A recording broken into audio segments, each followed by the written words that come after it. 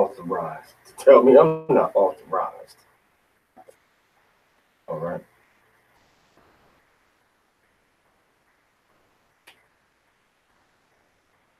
Shema Yasha Allah, Yahweh Allahayna, Yahweh Khad, wa Ahabda at Yahweh Allahayaka, Bakal Lababka, Wabakal Napashka, Wabakal Ma'adka. Hail Israel, Yahweh our power, Yahweh is one, and you shall love Yahweh your power with all your heart, with all your soul, and with all your might. Yabaraka kam Yahweh Bashem Hamashiach Yahweh Shah. Shalom Lakam.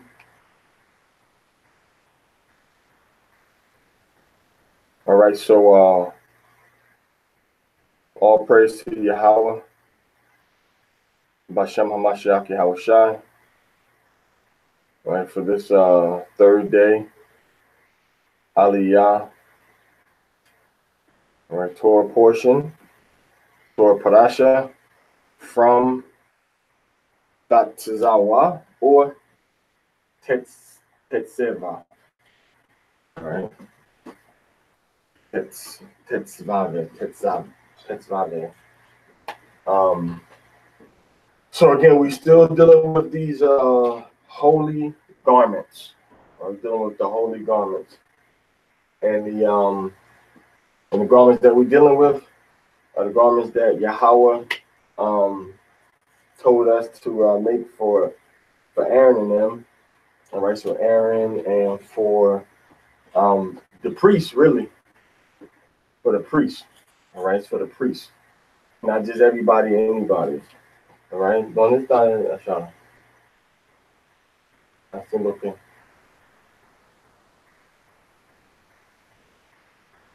Díganle que venga y sienta y se sienta en esa silla. Okay, so we're in Exodus chapter 28, verse 31 through 43. All right, I love the Torah. I love the Most High. I love Yahweh Shai. And I love my people, Yasha Allah. And we have a guest, special guest with us tonight. Sit right here, special guest. So a special guest right here is going to have a seat at the silence and give us all inspiration. Were you doing something down there? All right, so now we're going to go into, we're going to just run right through this, and then we're going to get into the Apocrypha that go into some of the details about this Torah portion. All right. Let's start from verse 40. Let's start from verse 43 minus 12. Exodus chapter 28, verse 31. You shall make the robe of the ephod entirely of turquoise wool. That turquoise wool in the Hebrew, I don't know where they got that from, but that says the kalath. And the kalath means blue. All right. This is the any shade of blue, from the sky blue to the darker blue. All right, to the darker blue. All right. So that's the kalath. All right. The kalath. All right, keep reading. Its head opening shall be folded over within it. Its opening shall have a border all around the weaver's work. It shall be for it like the opening of the coat of mail. So what it's talking about is this thing was like knit, like a special type of weaving technique, knit or whatever, where it didn't have any seam. And then when they got to the neck right here, they just folded the neck over and they finished it like that. There, you got it. They folded the neck over and they finished it like that. They didn't finish it with just that we're gonna just do a seam. They didn't do no seams on it, no finishing seams. It was just knit all together. And then when they talk about the coat of mail, they start talking about the habergeon that's kind of knit together like this. All right, that's what they call the coat of mail. Right, the coat of mail was made like that. Right, probably can't see that. Our viewing audience. All right, it's like this. All right.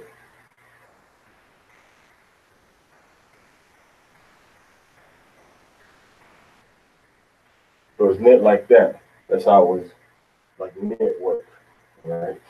It came down again. All right, so that's kind of how it was knit.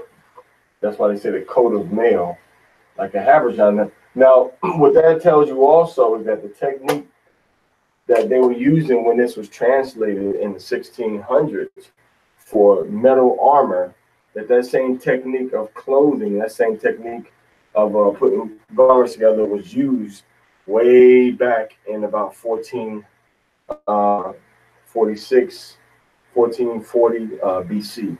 All right, go ahead. It may not be torn. Right, so they did that so it couldn't be torn. So whoever did tear it wouldn't be breaking that commandment, right? But they made it so that the garment wouldn't get torn. All right, it was ended at the neck and then it folded over, like the garment that I had on yesterday. Right, can you get that for me? The red one, I mean the brown one, the black one. All right.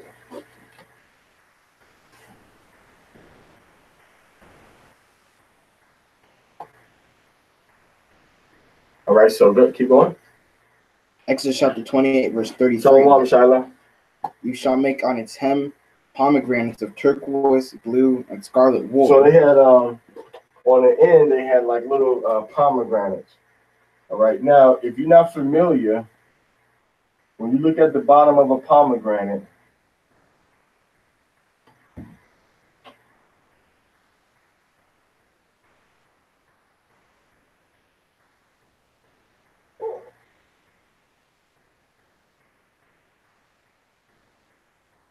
this is the design that you're going to see.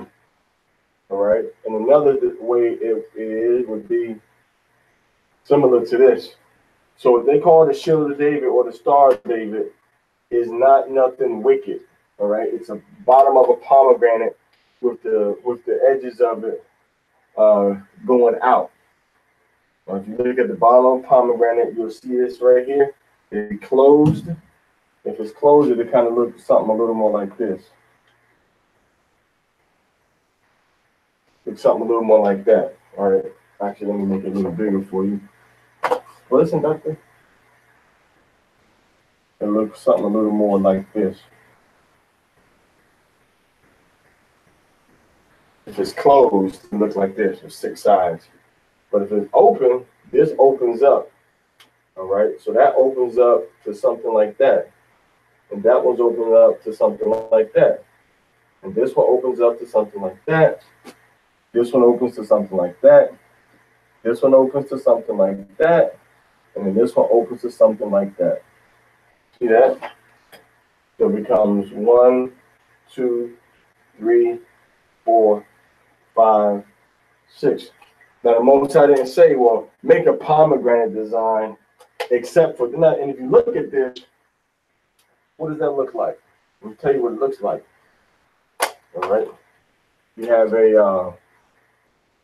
a proton, which is a positive charge, an electron, which is a negative charge, and then you have the neutron, which is a neutral charge. See, they all spinning together. It makes the same shape as a pomegranate. All right. So what you call the Star of David is there's a naturally occurring design and shape. That's not evil. It's not bad. All right. It doesn't make it's not wrong. All right. Now, when you also look at the Earth and the planet that they call so-called Venus, and then the sun. All right. When you look at these bodies, they line up. All right. And when they line up 6 times. And you guessed it. When they line up, they make that shape.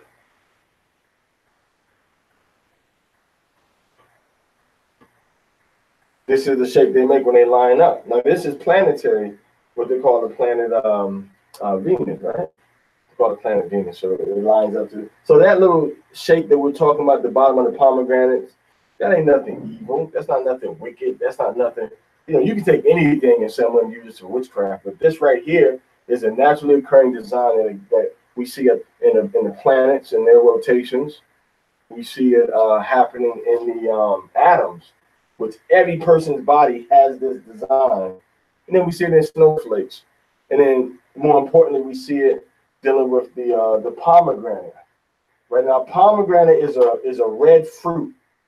And when you cut the pomegranate open, it has literally hundreds and hundreds of little seeds. Hey, Shalom, Ariel. All right. Hundreds and hundreds of seeds. And in these hundreds of seeds, the outside is like kind of fleshy and red and juicy. And then the inside is kind of like a white, right? Kind of like a white, softer seed. It's good. They're pretty good. Pomegranate. The Most High, and it's full of red. Full of red. It's almost like blood. When you cut it, the time you cut it, red starts to drip from it. All right? Red starts to drip from it. So it's almost like when you read in Psalm 133 when it said, brotherhood is like the oil coming down from the garment of Aaron. It's almost like the pomegranate is a symbol of the blood coming down from the garment of Aaron. But the pomegranate was done in 3 colors at the bottom of the garment. Okay, blue, purple, and red, right? Now go ahead. On its hem all around. Okay. All right, so you had this bottom of the garment, and then instead of fringes, you have a pomegranate, and then you have a bell, and you have a pomegranate shape. Right, then you have a bell, and then you have a pomegranate, type of fruit or whatever. I don't know if they were upside down or right side up, right? But you had, this is what you had. So in other words, they sewed on garments. They sewed onto the garment something that was like, man, I got to start writing bigger because people can't really see. They sewed on these things at the bottom. So let's say they had like a pomegranate. All right, pomegranate is round, so they attached it. They have the round little pomegranate at the bottom. Got to have the little, the little outspurs going from it, and then you have like a bell. All right, and then inside that portion of that bell, you have like a little ringer thingy, and then after that, you have another little pomegranate. Okay. All right. Then you have another little bell. And then you have another pomegranate. All right. So this is what you had at the bottom of the garment. All right. And now as the priest went, they let the people know that he was about to go do his office. And if he went to do his office on the Day of Atonement, and they didn't hear them bells ringing, they pull him out because he died inside there doing the sacrifice because he was wicked. So anyway, this is, perhaps this is how it was set up. All right. Then you have, of course, another little bell. So this is showing you what the Most High, how the Most High had the bottom of the garment looking. So the fringes were actually knit, sewn onto the garment. The fringes were really sewn onto the garment in the shape of these pomegranates. And then you had the golden bells in between the pomegranate. All right. Now, like we talked about earlier, this is how it would have looked for that neck. All right. The neck would have looked like this, like a circle. All right. It's like a circle, at the neck like this. And then what they would have done, just like how this one is, it's folded over. Right. This one is folded over and it's sewn. All right. Actually, this one was sewn, folded from the outs, from this side, and it was folded here. You have the black, and on top of that was put this. Kind of similar to how we see it, being done in the scriptures, right? Except that one didn't have a seam. Okay, this has seams somewhere on it. And this is a cut fabric, so this has seams. All right, let me get that red silk shirt. There's a red silk garment.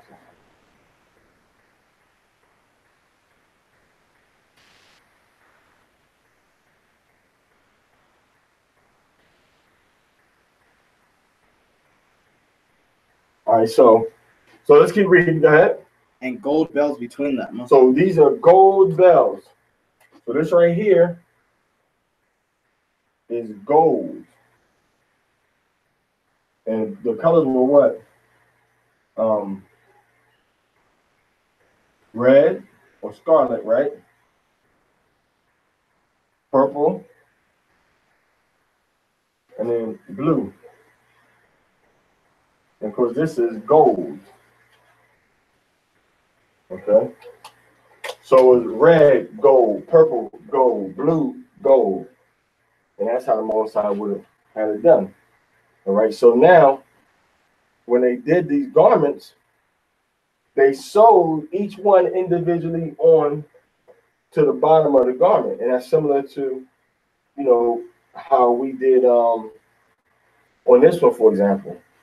All right. Each one of these, you can look on the bottom right here, was made and individually sewn. So here's one, and it was individually sewn on. Here's another, see? Here's the stitching for it, and it was individually sewn on. So you can see the stitching going across. All right. I believe there's 1, 2, 3, 4, 5, 6, 7, 8, 9, 10, 11, 12. There's 12 going across this side right here.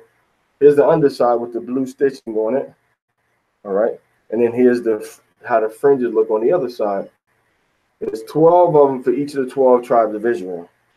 All right. And on the back side, there's 1, 2, 3, 4, 5, 6, 7, 8, 9, 10, 11, 12. There's 12 on that side for the 12 tribes of Israel. All right. So this is the same type of technique that we see here, where the fringe wasn't like just a row of fringes and he just sewed it on, but each one was individually made and then attached to the garment. All right. Now that's detail. All right. That's detail. And that's the type of detail that, because the Most High never said it has to be 1,000 fringes at the bottom of the garment. He just said put fringes on the garment. Right? He said put fringes on the garment. He didn't say give me 1,000 fringes at the bottom. Just put the fringes on. That's it. Hey, put the fringes on. Get out. Done. All right, go ahead. Exodus chapter 28, verse 34. A gold bell and a pomegranate. Mm-hmm. A gold bell and a pomegranate on the hem of the robe, all around. All right, we're gonna speed through. Go ahead. It must be on Aaron in order to minister. All right. Its sound shall be heard when he enters the sanctuary before Yahweh, mm-hmm. and when he leaves, so that he not die. So you hear it when he's going in and when he's going out. All right, and making sure that he haven't died. All right, go ahead. You shall make a head plate of pure gold. So the head plate was made out of gold. Go ahead. And you shall engrave upon it. Almost like a headband, and it went from ear to ear. All right, almost like a headband, and it had on top of it, it said Kodash La Yahweh. Use that one over there. You see how I put the cuando. So this is what it said on there.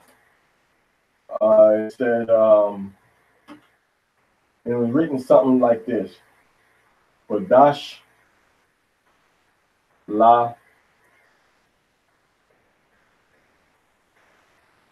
Yahweh. All right, that's what it said.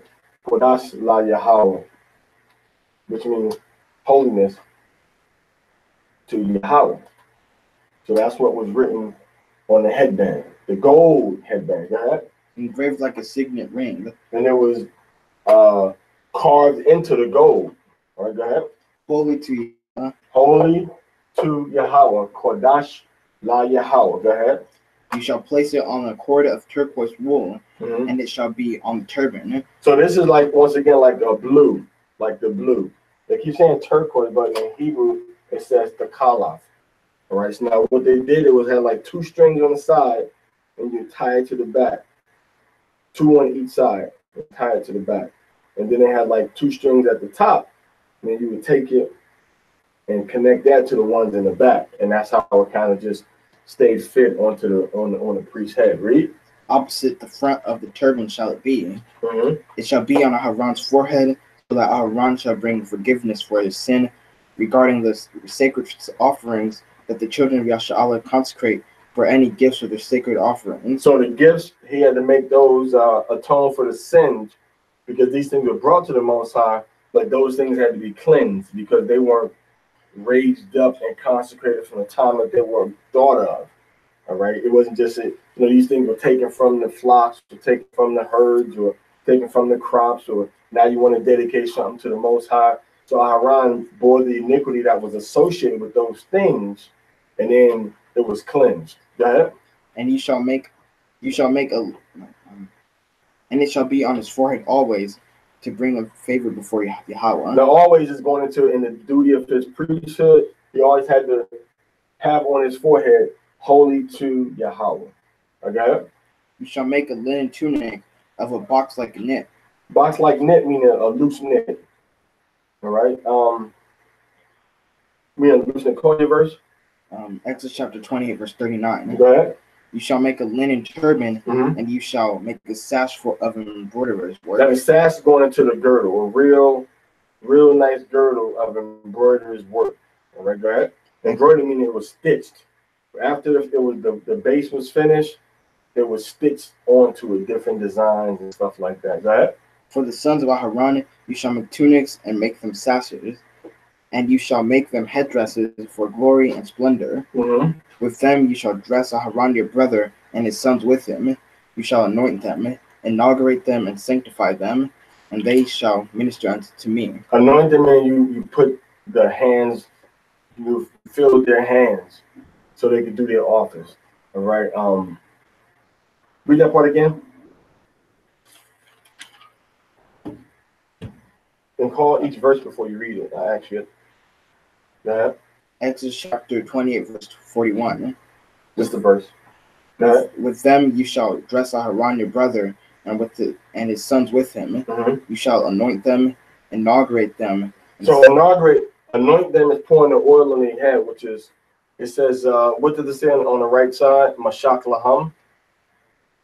It says Mashak la. It should say Mashak laham, which means anoint to them. Is that what it says? So you poured the oil on their heads, and then you inaugurated them, meaning you put the responsibility of whatever job they're supposed to be doing into their hand. All right. What verse is that? 41. All right. So look at Mayam, and then look at the alap. See it? See Wama Shaktha. Okay, Wama Shaktha. All right, you shall anoint. What is it, that laham or the Afam? Okay, anoint you all, anoint them. Wama Shaktha. A thumb, right? Wama Shaktha. Laham. No, a thumb, right? A thumb. Keep reading. Mm-hmm.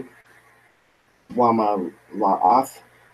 Wama La'ath. Ma La'ath. That's like fill. Ath.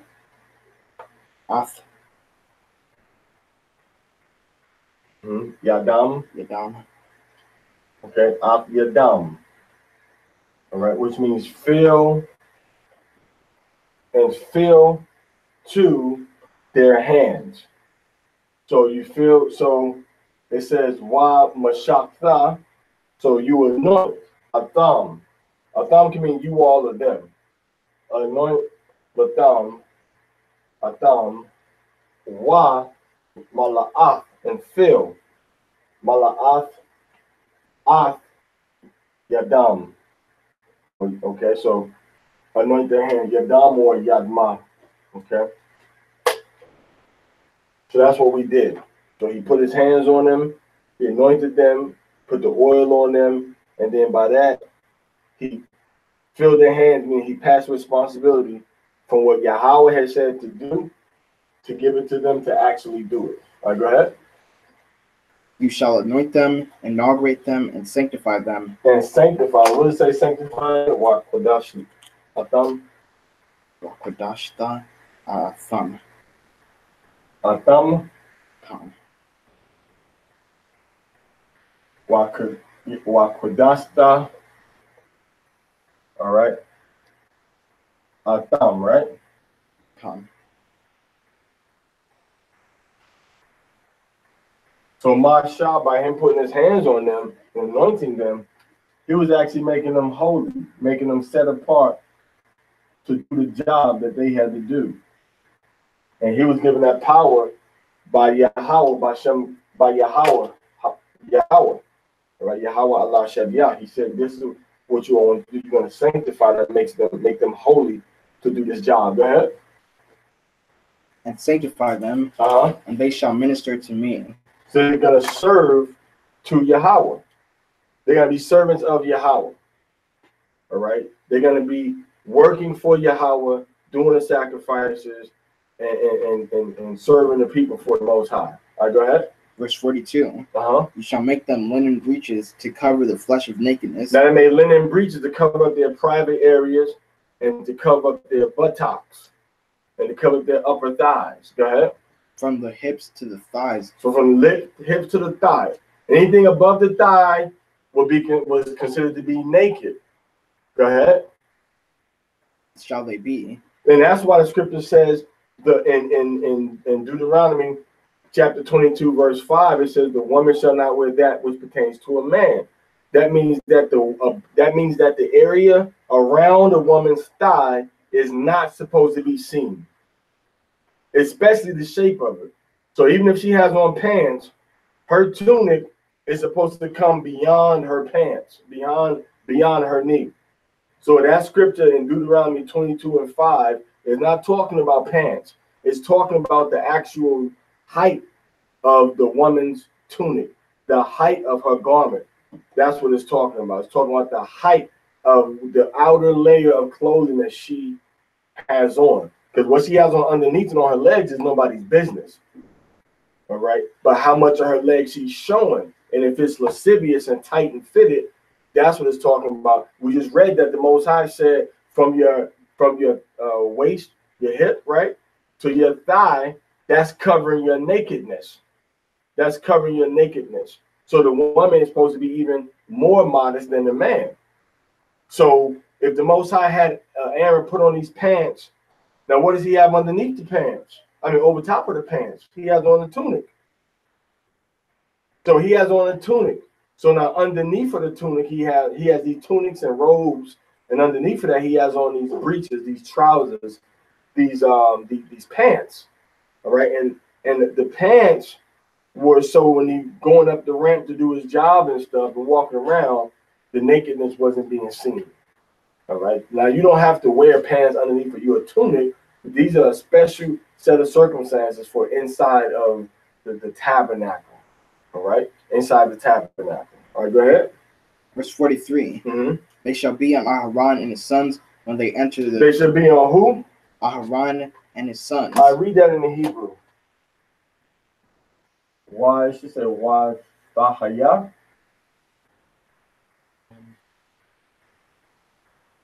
Or why Yahaya?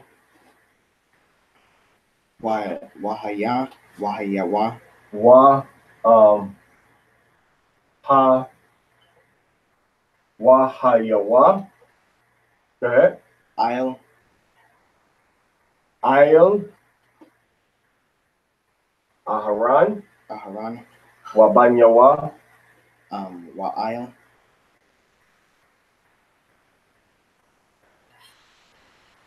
Aharon. Then it says Wa'il. Go ahead. Banyawa. Ban. Ya.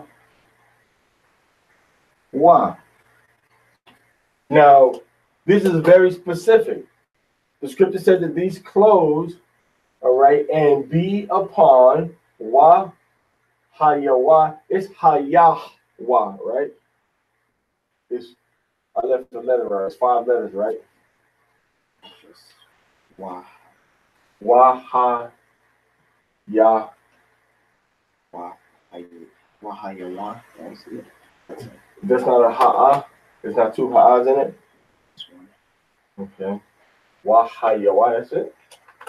All right. So it says wa hayawa, and shall be ayam upon, on, aharan, which is Aaron, wa'il or wa'il, and upon and on banyawa. So these garments in this office of the priest is only, hear what I said? It's only for Aaron and his sons. It is not for everybody. Plain and simple, short and sweet. The Hebrew, you can't argue with it. The Hebrew specifically says these garments and this job and this anointing is only for Aaron and his sons. All right? That's it? There's one. Oh, go ahead. They shall be on Aharon and his sons Uh-huh. when they enter the tent of meeting, Mm-hmm. or when they approach the altar to serve in holiness. Okay. And they should not bear sin and die. It is an is it. And they should what? And they should not bear sin and die. So they taking on our sin, and if they don't have these special clothes on, they're gonna bear our sins and they're gonna die.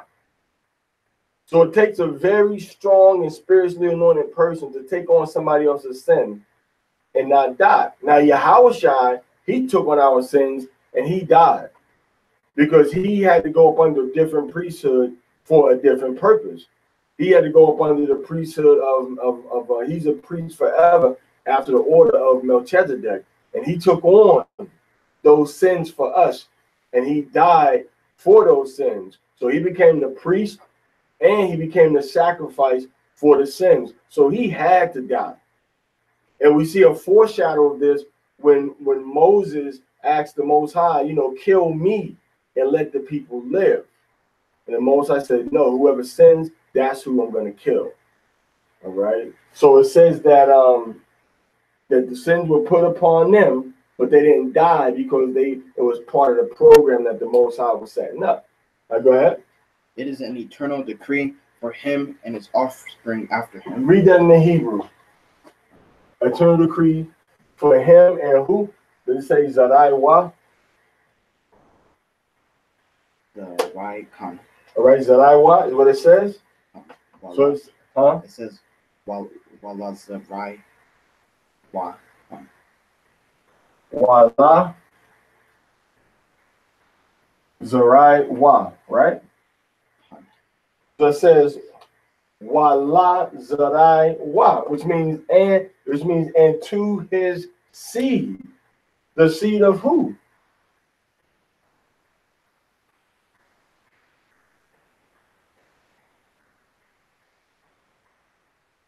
Unto Aaron's seed.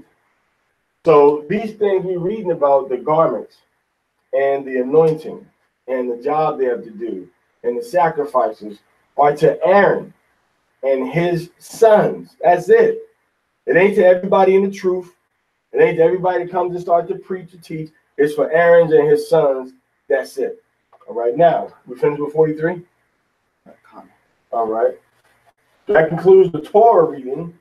All right, for today. So now let's go into the Apocrypha. Let's go into Wisdom of Solomon, chapter 18, verse 24. Wisdom of Solomon 18:24. Let's go into that real quick.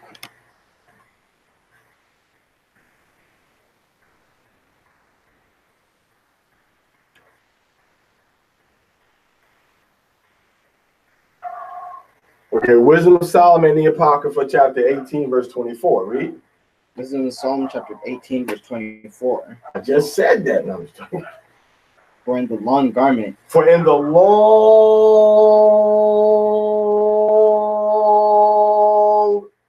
garment, right, which is getting into the long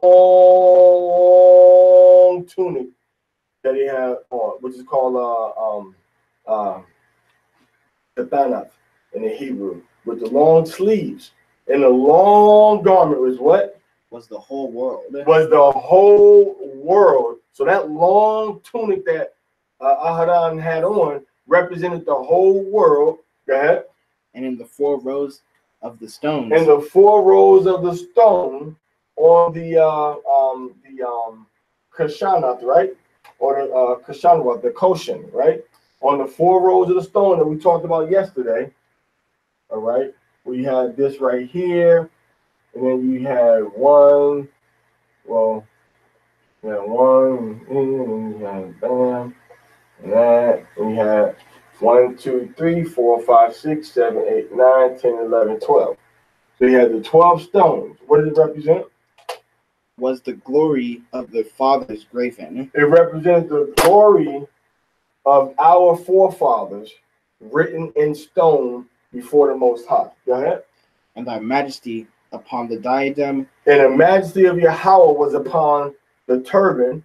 All right. The diadem actually going into the crown that said "Holy to Yahweh." Go ahead. Of his head. Mm-hmm. Unto these the destroyer gave place. So now, when Aaron stepped up, well, when the priest of Phineas, I believe, one of them stepped up to stay to play because the Most High was killing everybody for the wickedness they had done. That's in the 24. I finished 24. All right, that's in the 24. Okay, let's go to let's go to Ecclesiasticus, Sirach, chapter 40, verses 1 through 4. Chapter 40, verses 1 through 4. Stop at 4. Okay, and call your verses and tell me when 4 is over. Ecclesiasticus chapter 40, verse 1 through 4. Uh-huh. Great travail is created for every man. So a lot of work, a lot of labor, a lot of hard times and ups and downs are created for you to go through. All right, go ahead. And a heavy yoke is upon the sons of Adam. A heavy yoke is upon everybody doing service and labor to stay alive. All right, go ahead. From the day that they go out of their mother's womb. From the day you're born, you run into trouble. Go ahead. To the day that they return to the mother of all things. Go ahead. Their imagination of things to come. And imagining in your mind, oh, it's going to be hard. It's going to be difficult. You know, certain challenges are going to be facing you. You know, that thing messes with your brain sometimes. Go ahead. And the day of death trouble their thoughts. And so thinking about, oh, I'm going to die one day, it troubles your mind. I'm going to die one day. So everybody knows whether you're young or old, you know, one day you're going to die. Go ahead. And cause fear of heart. And it may cause your heart to fear. All right, because it's unknown to you, because you don't know about it. You haven't experienced it. Go ahead. From him that sitteth on the throne of glory. From the man that's the king, that's on top of everything. Read. Unto him that is humbled in earth and ashes. To the man that's humbled in earth and ashes. To the man that's sitting on the ground. Go ahead. From him that weareth purple and the crown. From him that weareth purple and the crown, which is the king. Go ahead. Unto him that is clothed with a linen frock, which is going into the priest of Aaron. So let you know that these men were regular men. They weren't born with like some type of supernatural advantage over everybody. They had the same thoughts, they had the same worries, they had the same ideas in their brains as we do. But they had to go to a higher level and beat the temptations of the flesh. And Yahushua was the only one that mastered that conquest of his flesh, and that's why he's our example, and that's why he's our high priest even to this day. All right, now let's go into chapter 45, verse 6 through 13. Remember, I told you to read and let me know when you finish that verse. All right, so let me know when you finish in the verses. Like I'm finished with the last verse that we're supposed to read, verse 6 through 13. Ecclesiasticus chapter 45, verse 6 through 13. Mm-hmm. He exalted Aharon. So Yahweh exalted, he lifted up Aaron. Everything we read about in the Torah is about Aaron being lifted up, exalted to a high spiritual level to be a representative from us to the Most High and from the Most High to us. I read. And holy man like unto him, mm-hmm. even his brother, of the tribe of Levi. So the Most High exalted Aaron, and the Most High exalted Moses. And Moses, the Most High said, okay, Moses, your brother Aaron, going to be your right-hand man. All right, go ahead. Of the tribe of Levi, which are the Haitians today. All right, read. Verse 7. An everlasting covenant he made with him, and gave him the priesthood among the people. Gave him the priesthood. So the priesthood don't belong to everybody. The priesthood belongs to the sons of Aaron. Read. He beautified him with comely ornaments, and clothed him with the robe of glory. The comely ornaments, the jewelry, the crown. The Most High made beautiful attire and beautiful accessories for him to wear. Go ahead. Verse 8. He put upon him perfect glory. So he put that perfect glory upon him. We read that the glory going into the stones and everything too. Like this one right here. That's the ones they had were more valuable than this one, right? Go ahead. And strengthened him with rich garments, Mm-hmm. with breeches, with long robe. With the breeches we just read about, the linen pants that came to his knee, with the long robes long robe that we read about. Go ahead. And the ephod. The ephod, which was the garment that came over his shoulders and back and came around to his waist, which was about a cubit, right? All right, about 18 inches. Go ahead. Verse 9. And he compassed him with pomegranates. So he put the pomegranates at the bottom of his garment. We just read about the pomegranates. Read.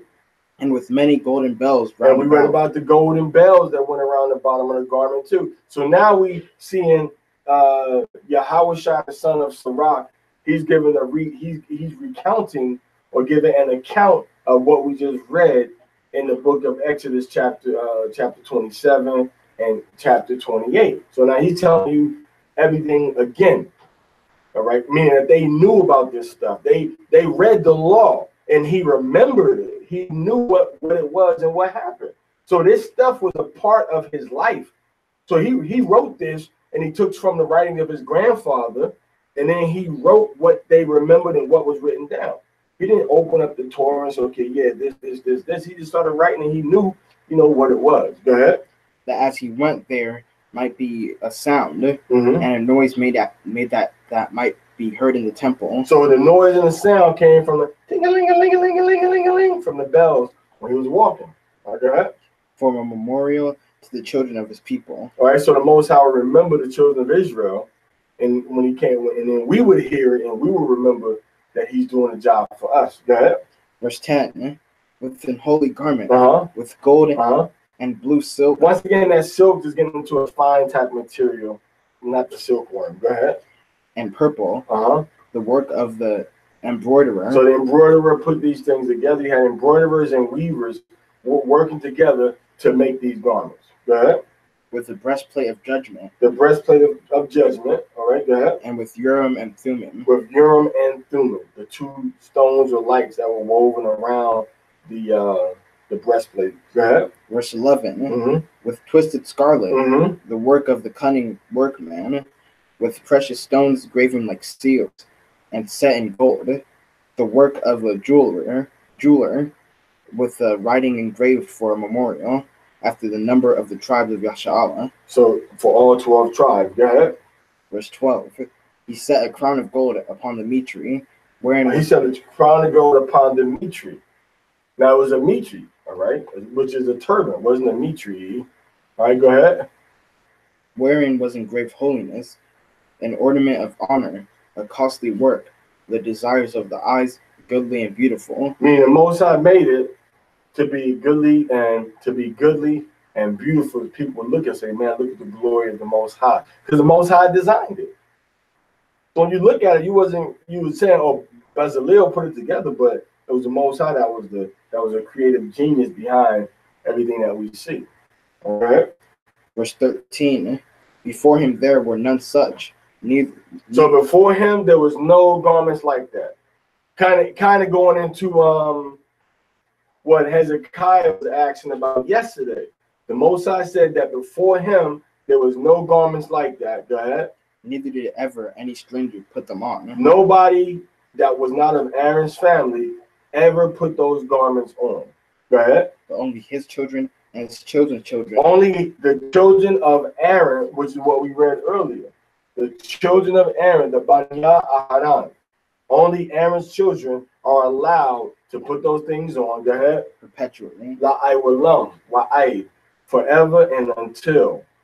All right. So the last one we're going to go to is in chapter 50, verse 11. All right. Chapter 50, verse 11.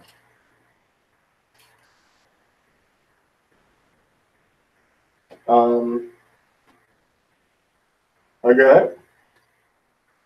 Now let's start off.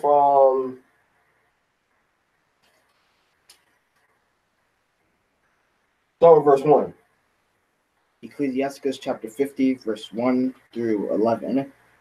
Simon the high priest. Simon the high priest, go ahead. The son of Onias. Who in his life repaired the house again.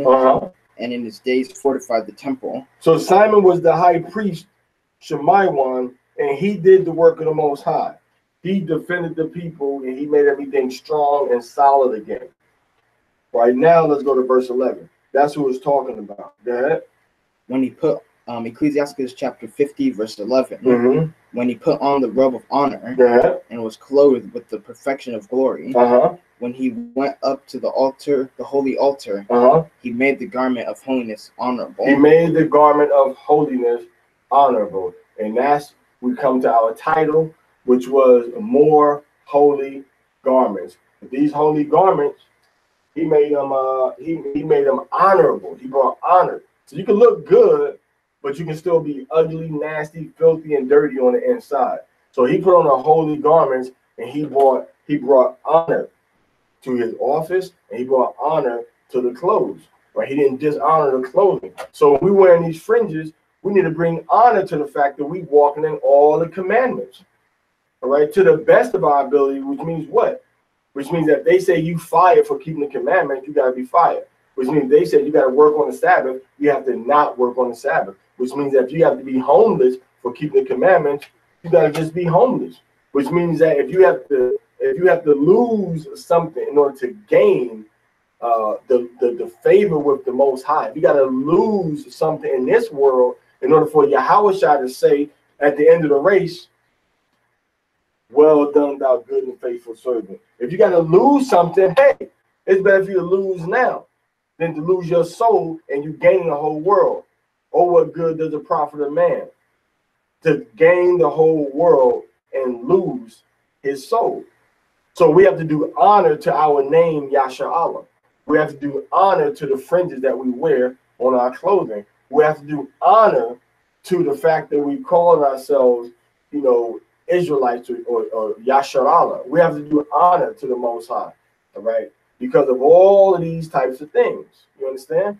And some of us are dishonoring our nation, dishonoring our fringes, dishonoring our covenant with the Most High. Why? Because we so quick to jump into a position where we ain't really supposed to be yet. We're not ready to be yet, but we just trying to jump there. Why? Because we see that's what everything is doing, and we have a lot of pride. A lot of us have a lot of pride in our spirits that's actually ugly before the Most High. So we got to get rid of that pride by humbling ourselves, sitting back sometime, being quiet, studying and learning from a man one-on-one about the topic that we see that he has a strong zeal for, and he has a strong, accurate knowledge for it that links up to the Torah. And that's where everything has to go back to. Those first 5 books: Genesis, Exodus, Leviticus, Numbers, and Deuteronomy. If you can't go back to those first 5 books, then it's a wrap, teaching a false doctrine. So this garment that Simon put on, he brought honor to the office of him being the priest. So he did his job with accuracy, and he did his job with sincerity, and the Most High was pleased, with what he did. All right, the Most High was very pleased with what he did. All right, hey, shalom, Isaiah. All right, so that's pretty much the Torah portion for today, y'all. I mean, we went into this. We it's very clear. It's not, confusing. It's very straightforward. And also, let me remind you that we see what the Most High likes. So we need to stop wearing these T-shirts with fringes and tucked in shirts and straight cut Oxford type shirts with fringes, at the bottom. The Most High designed us and our bodies to be people for tunics.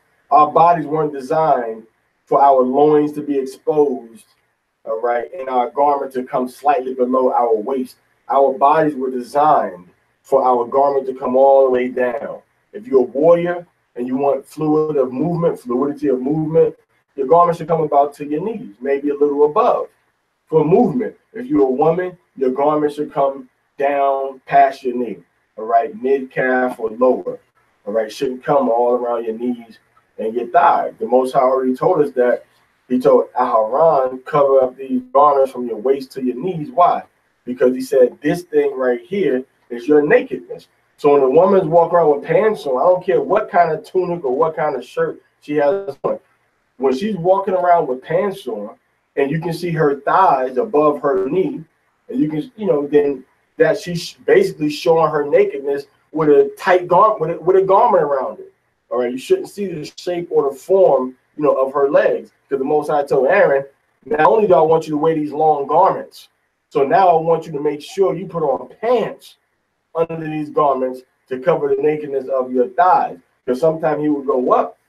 All right, the Most High specifically said to cover your nakedness, so that your nakedness, so that your nakedness don't be exposed, man. So you brothers out there, you gotta start wearing your tunics, man. Stop dressing like a Westerner if you know your ancestors, came from the East. If you know you from Israel, if you know you Yasha Allah, you gotta dress like it, man. Stop dressing in the captivity clothes that they gave to us to be shameful and disrespectful against our culture, against our fathers, and against the Bible. This is not our culture, all right? We're not supposed to be dressing like foreigners, man. The Most High say He's gonna destroy those that's dressed in strange apparel, man. We got a biblical dress code that we got to keep, and our biblical dress code was about garments and was about tunics with fringes and border of blue on the tunics, man. Now I know it's gonna be hard for a lot of y'all, but just as a consolation, it's not unlawful for a woman or for a man to wear pants. All right, it's not unlawful. Now the man's pants, the man's tunic can come at his thigh, slightly above his thigh, or it can come all the way down to his ankle. So he has more flexibility. Why? Because the warrior's garments that we read about in Deuteronomy chapter 22, verse 5 says, you should not wear that which pertains to a warrior, which is gabar. Now, when it comes to a woman, your garment, woman, has to come below, nicely below your knees. We ain't supposed to be seeing,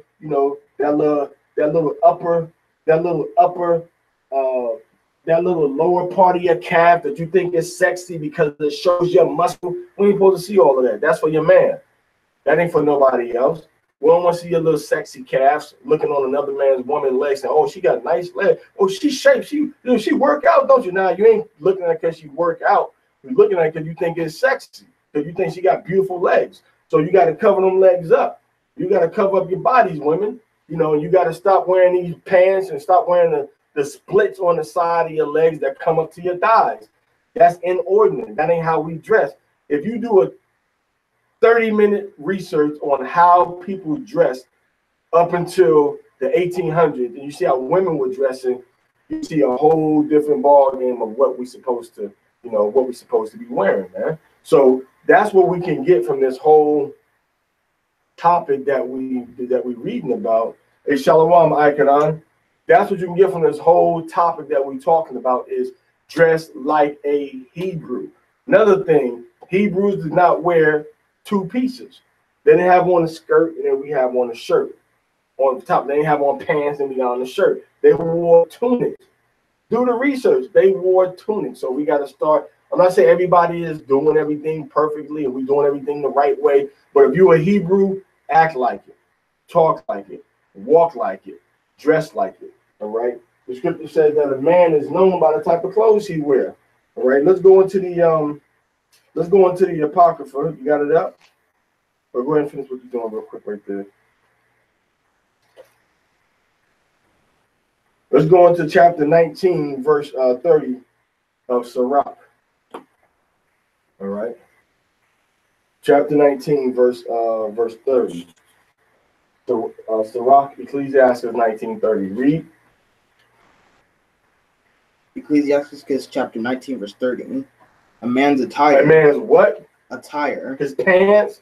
Attire. His t-shirt. Attire. His tunic. Attire. His turban. Attire. His socks. Attire. A man's garments that he wears. Read. and excessive laughter. And his excessive laughter. Do you laugh a lot or you reserve the calm? Go ahead. And gait. And his gait, how he walked. You know, what kind of walk do he got? All right. Well, how does that man walk? Does what? Show what he is. So your garment shows what you are.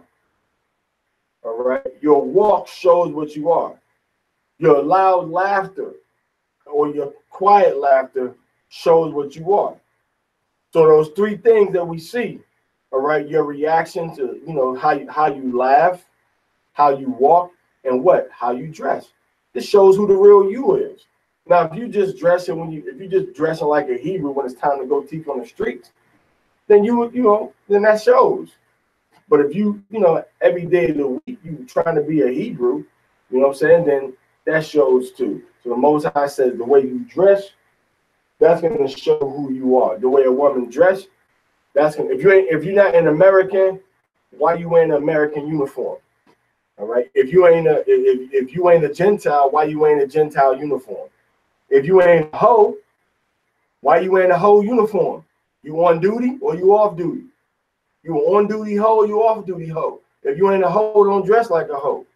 All right. If you ain't a male prostitute, stop dressing in shirts that show your zipper and the vision of your legs for the whole world to see your private parts, man. Your buttocks is all exposed like you advertising, man.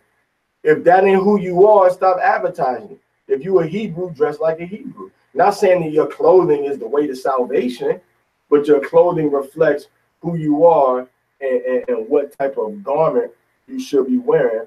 And it shows, where your mentality is at, man.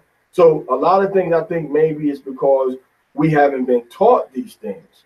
But once I'm teaching you these things through the spirit of Yahweh, B'Shem HaMashiach Yahweh Shai, you should make an effort, to just transition, man.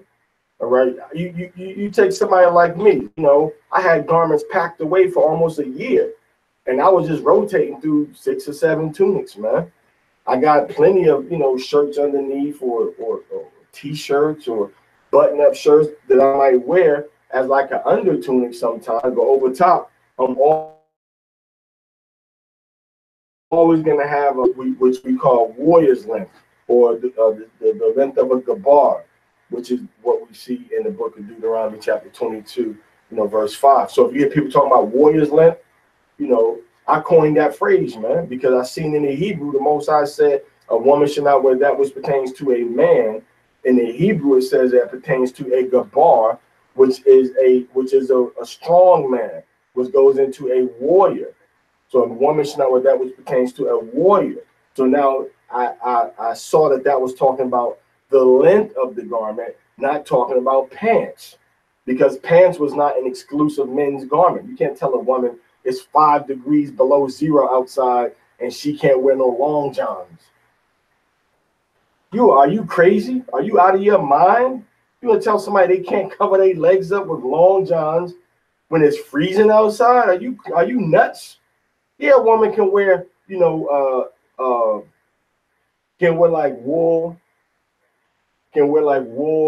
tights or wool long johns or pants, when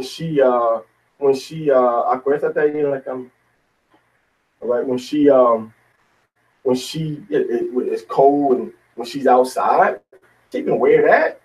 You can't tell her she can't. But what she can't do is say, well, you know what? I'm gonna wear these jeggings.